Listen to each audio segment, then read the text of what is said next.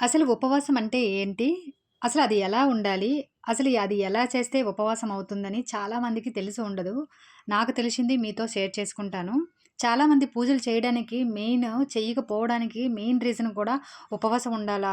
ఉదయం నుంచి సాయంత్రం వరకు తినకుండా ఉండాలనే చాలామంది స్కిప్ చేసేస్తారని నా ఫీలింగ్ అండి. ఎందుకంటే నా చుట్టుపక్కల ఉన్న మనుషుల గురించి మాత్రమే నేను మాట్లాడతాను. ఎందుకంటే వీళ్ళ మధ్యన తిరుగుతున్నాను కాబట్టి వాళ్ళ మాటల ద్వారా నేను అబ్జర్వ్ చేసిందే నేను ఈ వీడియోలో చెప్పాలనుకుంటున్నాను. ముందుగా నేను సెవెంత్ డే వారాహి అమ్మవారి నవరాత్రుల్లో నేను సెవెంత్ డే ఎలా పూజ చేసుకున్నాను, ఏ ఏ నైవేద్యాలు చేశాననేది చెప్పేసి, నేను ఉపవాసం గురించి నాకు తెలిసింది మా నానమ్మ నాకు చెప్పింది, పంతులు గారు గూడా చెప్పింది నేను మీతో షేర్ చేసుకుంటానండి. ఎక్కడ స్కిప్ చేయకుండా చూస్తే మీకే అర్థమవుతుంది. రోజులాగానే ఈరోజు కూడా తొందరగా లేచి ఇల్లంతా శుభ్రం చేసుకొని దీపారాధన చేసుకున్నాను. ఇంట్లోనూ తులసమ్మ దగ్గర దీపారాధన చేసుకున్నాను. కానీ నిన్నట పెట్టిన పువ్వులన్నీ తీసేసి ఈరోజు నైవేద్యాలు గూడా పానకం, వడపప్పు, పంచామృతం, పాలు గూడా పెడతాను.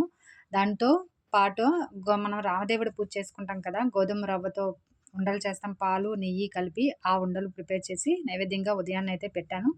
కొబ్బరికాయ కొట్టుకున్నాను. పసుపు కొమ్ములతో దండ చేశానండి.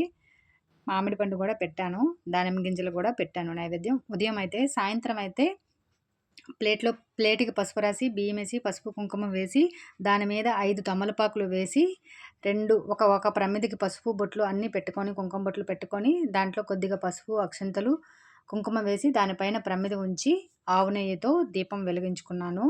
తమలపాకులతో దీపం వెలిగించుకున్నాను ఈవినింగ్ అయితే. ఇది ఈరోజు చేసుకున్న పూజ.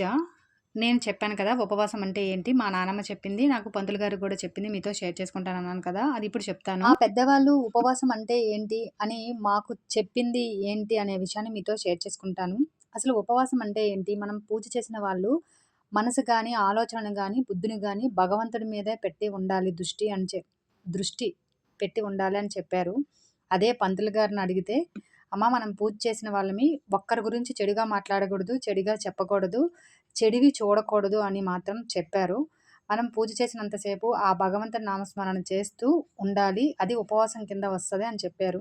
అన్నం అంటే మనం కడుపు నిండా ఎందుకు తినకూడదని చెప్తారంటే, మనం నిద్రలో జారుకుంటే కొంతమందికి చెడుగా కలలు వస్తాయి. లేదంటే మత్తుగా పడుకుంటారు. మనం దేవుడి కోసం ఈ రోజుని మనం అర్పిస్తాం కాబట్టి దైవనామ స్మరణ చేయాలంటే కొద్దిగా ఆకలితో ఉండాలని చెప్పి ఉపవాసం అని చెప్పారు పంతులు గారు.